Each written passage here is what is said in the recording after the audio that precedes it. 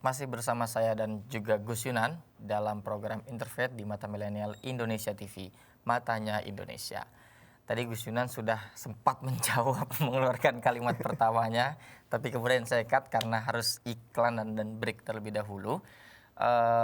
Tadi menyambung dengan apa yang disampaikan oleh Gus Yunan bahwa kita tidak boleh sembarangan bahkan memilih guru kalau ternyata perilakunya, ucapannya tidak mengajak pada kebaikan dan tidak ada suri tauladan di dalamnya. Nah tentu ini kan menjadi pertanyaan juga, apakah kita sebagai penuntut ilmu, kita anak-anak muda yang haus akan ilmu, itu harus memiliki adab terlebih dahulu, akhlaknya untuk menuntut ilmu seperti apa, adab menuntut ilmu seperti apa. Nah itu perlu untuk kita tanyakan nih. Bagaimana kira-kira Gus Yunan, apakah ada adab-adab tertentunya atau syarat-syarat tertentunya untuk menuntut ilmu, Gus Yunan? Paling awal kalau bisa kita kutip dari kitab Hadatsul Syekh Hasyim Asy'ari itu ya, Adabul Alim wal Muta'allim itu, beliau menyatakan justru dalam beberapa poin adab seorang pencari ilmu, siswa itu paling awal adalah yang terkait dengan gurunya. Terkait dengan guru malah, bukan terkait dengan dirinya sendiri dulu. Oke. Terkait dengan gurunya, yaitu beliau menyatakan pelajari, amati pihak yang engkau akan ambil, engkau serap ilmunya. Bagaimana ibadahnya, bagaimana hablum minallah dan hablum minannasnya.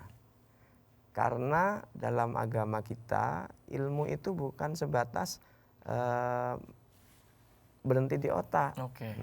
Ilmu itu terserap dan menggerakkan seluruh jiwa kita. Jiwa, raga, fisik, semuanya bergerak.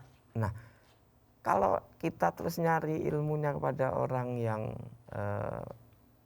masih membenarkan intoleran atau radikal, maka kita kan manusia itu kan akan menjadi apa yang kita makan bahasa-bahasanya. Ya dijejelin itu terus.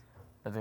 Bahkan itu sekarang terjadi di banyak tempat, Gus. Ketika misalkan ini ada anak-anak muda yang ikut pengajian, tapi setelah keluar dari tempat pengajian dia malah menyalahkan banyak orang, mengkafirkan banyak orang, karena dia pikir pengajian itulah yang paling benar. Itu gimana, Gus?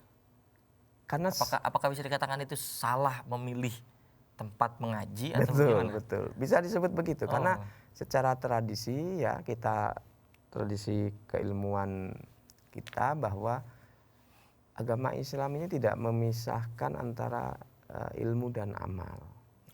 Ilmu dan amal. Nah, justru amal itu adalah bukti bahwa seseorang itu soleh. Soleh secara individual dan soleh secara sosial, secara perilaku, ada bukti nyatanya.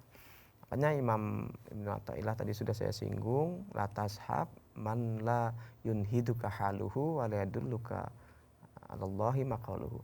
Jangan bersahabat, jangan berburu kepada yang kondisi luarnya tidak menginspirasimu, tidak menunjukkan padamu bahwa dia orang yang berakhlak, yang ngamalin ilmunya ngomong jangan sombong. Dilihat tutur katanya, bagaimana menghargai orang lain, baik di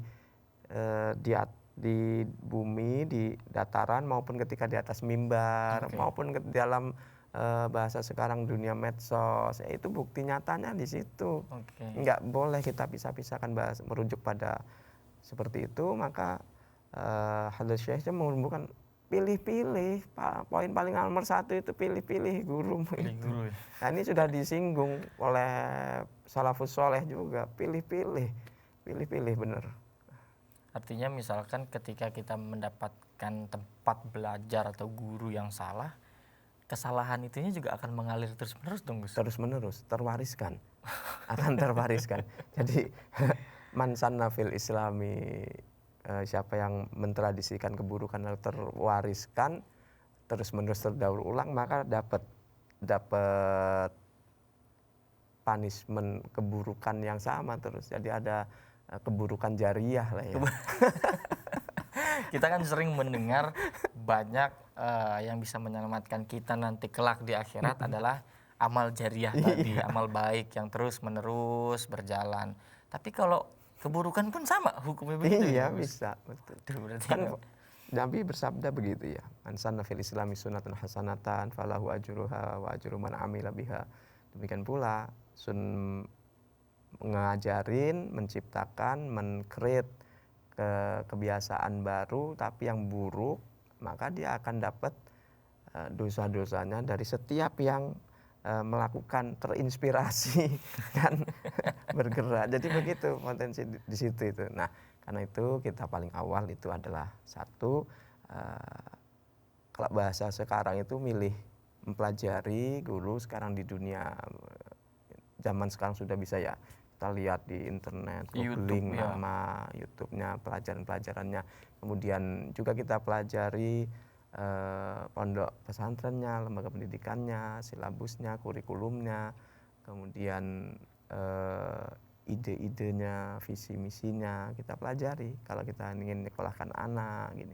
Kemudian output yang diarah apa, semacam itu. Tujuan lembaganya apa. Betul. Jadi semoga kita tidak salah tadi yang menempatkan tempat belajar, sekalipun mungkin niatnya bagus untuk menuntut ilmu, untuk belajar, tapi kalau salah-salah tadi bisa mengalir juga kesalahan. Bisa berabe. Nah, pulang-pulang terus nyalain orang tuanya apa gitu kan. Padahal itu tadi ya Mas ya, bahwa kalau ilmu itu masuknya ke otak, tapi yang diinginkan dari ilmu itu sesungguhnya terbentuk karakter, akhlak kan. Artinya semakin kita menuntut ilmu harusnya semakin terbentuk akhlaknya. Terbentuk akhlak. Nah, kalau misalkan in case nih beberapa kasus ilmunya banyak, pinter, banyaklah itu ilmunya, tapi akhlaknya bisa tidak berkorelasi dengan ilmunya. Iya. Itu bagaimana kira-kira Gus Yunan? Akan kita jawab di segmen berikutnya, jadi tetap saksikan Interfaith di Mata Milenial Indonesia TV, matanya Indonesia.